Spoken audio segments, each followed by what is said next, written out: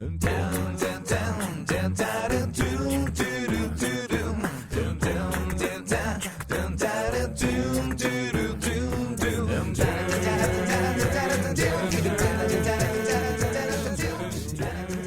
tout le monde, bonjour tous les élèves du monde de la salle.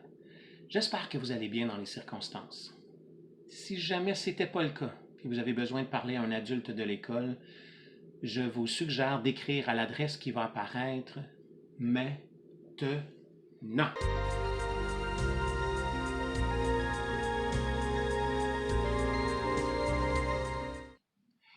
Je vous reviens avec une deuxième capsule vidéo. Dans la première, je vous parlais de l'importance de garder un équilibre quand on est en confinement comme maintenant. Et je vous proposais de faire un horaire comme moyen concret de pouvoir organiser votre journée. C'est bien beau ça! Il faudrait plus de détails, non? Ben voilà, c'est ce qu'on va faire. Un peu plus de détails. Je vous invite aujourd'hui à prendre en main votre bien-être. Puis de le faire par des moyens simples, mais vraiment efficaces.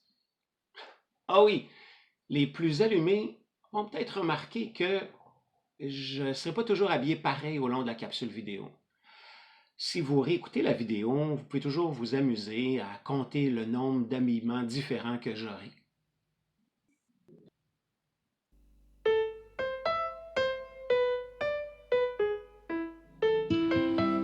Le sommeil. Ben oui, j'en parle parce que je me doute bien qu'un bon nombre ont basculé et vivent plus de nuit que de jour. Si le mot déjeuner n'est plus associé à avant-midi, c'est toi que je vise. Se faire un horaire, c'est aussi se donner une certaine discipline pour le sommeil. Je te dis pas de te coucher à 20 heures, là, mais essaie de garder des heures de réveil puis de coucher qui se rapprochent de ce que tu avais avant. Là. Okay? La semaine, comme les jours d'école, puis les fins de semaine, ben comme tu faisais les fins de semaine. Là. Je pense que tu as compris le principe. Bon.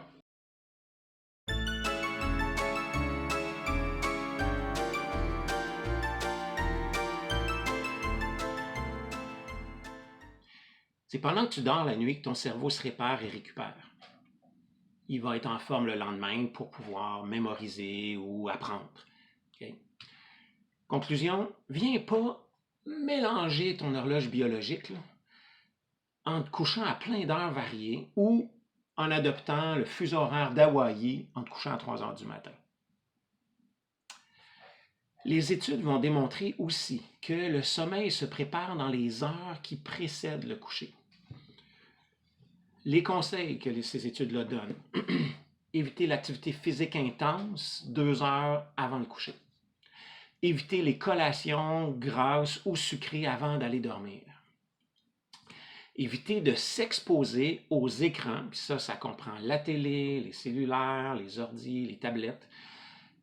Donc, éviter de s'exposer à ces écrans-là 1 heure avant le coucher, parce que la lumière des appareils nuit à la production de l'hormone du sommeil qui s'appelle la mélatonine. C'est pour ça aussi qu'il est préférable de dormir la nuit que le jour.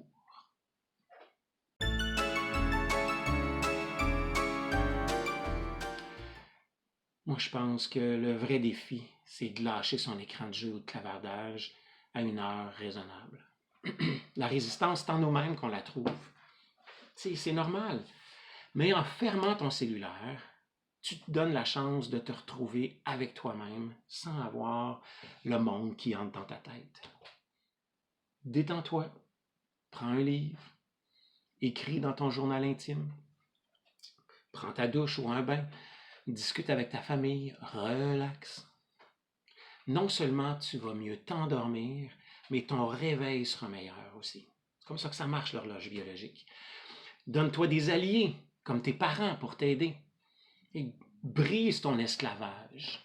Donne-toi de la liberté face à ton maître cellulaire ou ton maître ordi.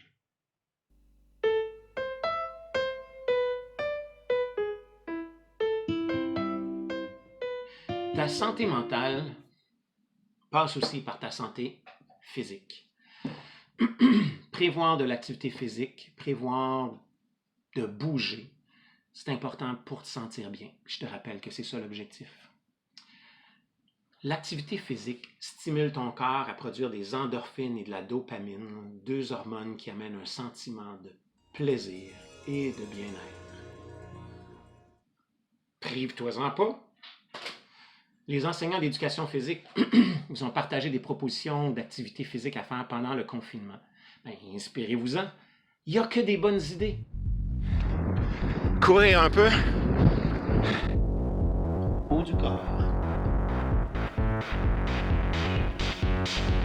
Bas du corps. Abdos. Zumba. Yoga.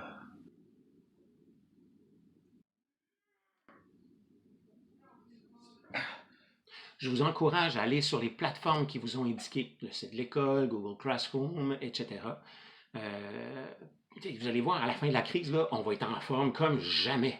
Puis n'oublie pas de sortir dehors pour marcher, prendre un peu de soleil, faire du vélo, toujours en gardant la distance sécuritaire de 2 mètres, ou de le faire en famille.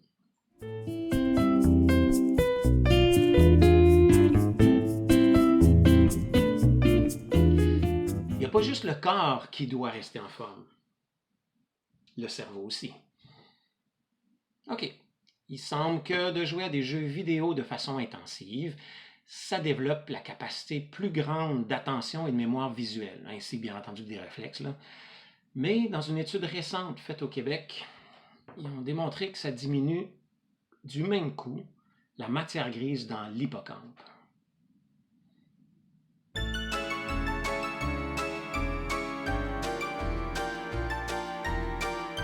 Ouais, plus d'attention, mais moins de mémoire à long terme. Ouais, j'entends une fille là-bas là, qui me dit « Ouais, mais moi, je joue pas à des jeux, je chatte avec mes amis. » Mais c'est super ça, vraiment c'est super. Ça te fait du bien au moral, puis tu te sens moins seul. Mais on va s'entendre que ça n'exerce pas plus ta mémoire, ni tes capacités rationnelles, ni tes capacités de déduction, puis d'abstraction. Jouer, chatter, ça passe le temps, ça fait du bien, ça détend.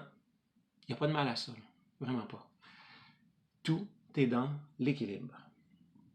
Ton cerveau, il a besoin d'exercice. Maintenant, là, aujourd'hui. Il y en a besoin aussi pour quand les écoles vont rouvrir. Et les profs vous alimentent de plein d'exercices pour vous entraîner. Là.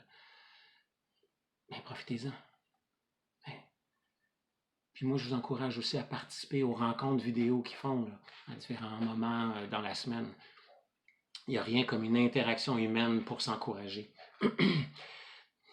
Ils vous aiment beaucoup, les profs au monde de la salle. Vous avez une grande valeur à nos yeux. Ah oui, puis faites tout ça là, de façon organisée. C'était ça l'idée d'un horaire.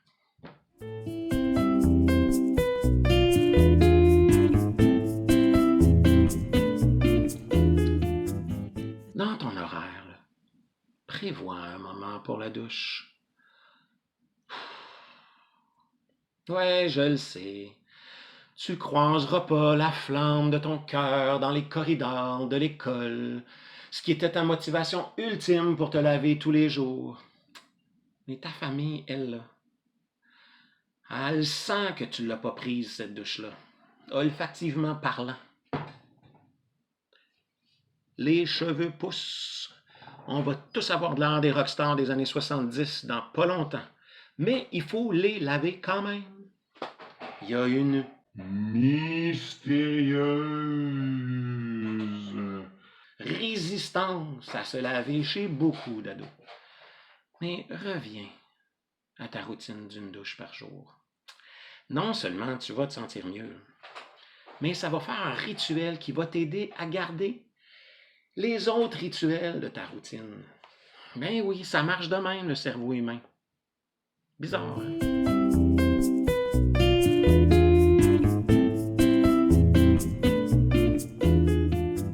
Reste que des fois, pour calmer un peu le stress intérieur, il n'y a rien comme s'arrêter et respirer un moment. Pas hyperventilez, là. Non, non. Respirez profondément en ralentissant le rythme. On place la main sur le nombril pour sentir qu'on respire du ventre. On inspire en comptant jusqu'à 4. Puis on expire en comptant jusqu'à 7. 6, 7 ou 8. Là. Respirer du ventre, ça envoie un message au cerveau de se calmer. Quand on le fait dans des moments où on est déjà calme, on s'entraîne à le faire dans des moments où on est déjà calme, on est en train de développer un réflexe qui fait que ça risque de fonctionner quand les moments sont plus tendus. C'est pour ça que je vous propose de faire une petite session de respiration au moins une fois par jour quand on est relax, quand vous êtes relax. Là. Ce qui fait que vous vous entraînez, puis une fois par jour quand on est plus tendu.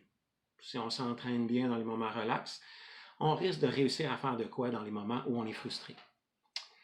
Bon, une petite remarque ici. Il n'y a aucun truc qui fonctionne pour tout le monde. Ça marche bien pour certains, moins bien pour d'autres. Si respirer comme ça semble te faire du tort plus que du bien, fais-le plus. Okay? Ça ne veut pas dire d'arrêter de respirer, par exemple. Continue à respirer dans ta vie, mais juste essayer de trouver d'autres moyens pour retrouver le calme à l'intérieur.